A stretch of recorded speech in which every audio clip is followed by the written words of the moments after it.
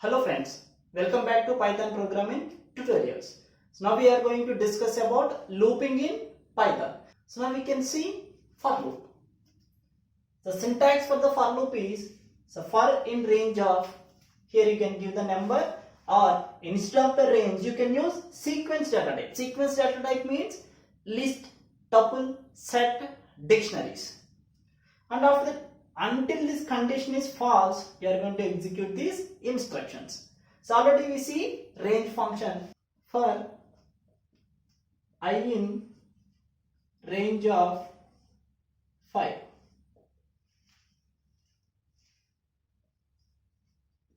Print I. What that means? For I in range of 5.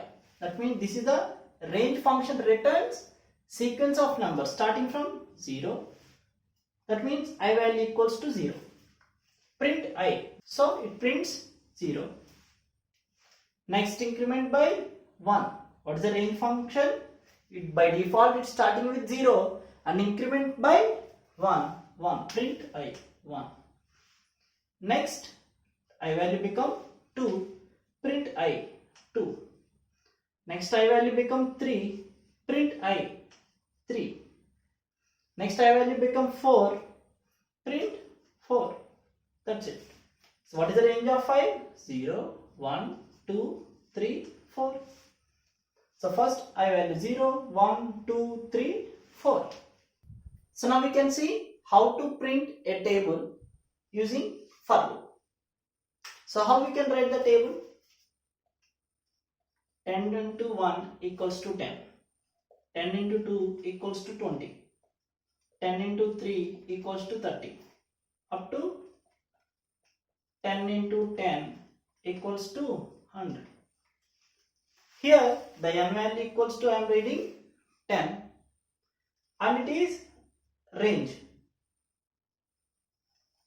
Range starting from 1 ending with 10. I want to print up to 10 means you are taking the range 11. That's it. Now we are going to write the program. First initiate equals to int of input. That means I initiate n equals to 10. So after that I am going to use for loop. For I in range. What is the range here? 1 to 10. That means you can take 1 to 11. We are going to print 10 into 1 equals to 10. That means print in double quotation %d into %d into %d equals to %d. Already we discussed these in previous classes. So %d, percentage of num, that means %d num, comma next %d I, comma next %d number into I, that's it. So now we can see the example. I entered input here 5.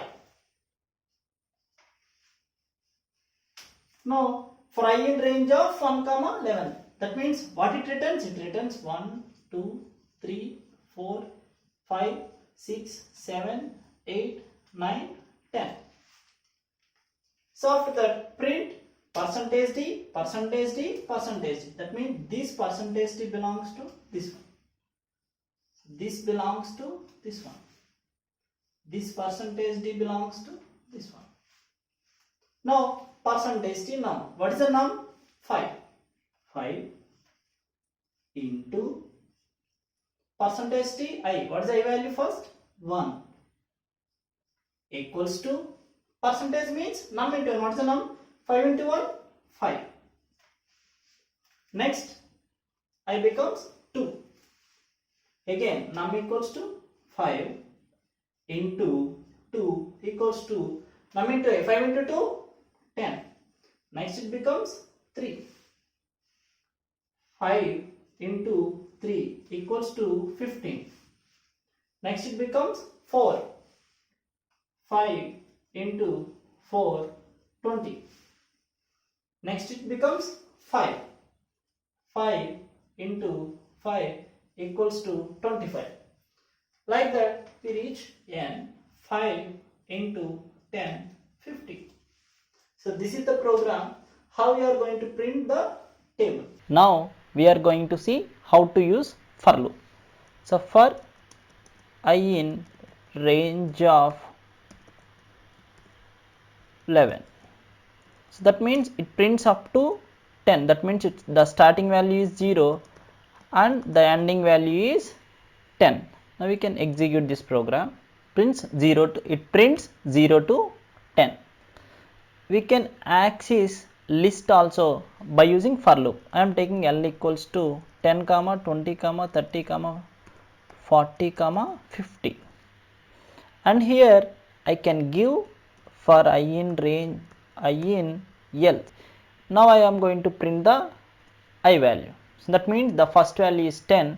In next iteration it becomes 20, 30, 40, and in final iteration it becomes 50. 10, 20, 30, 40, 50.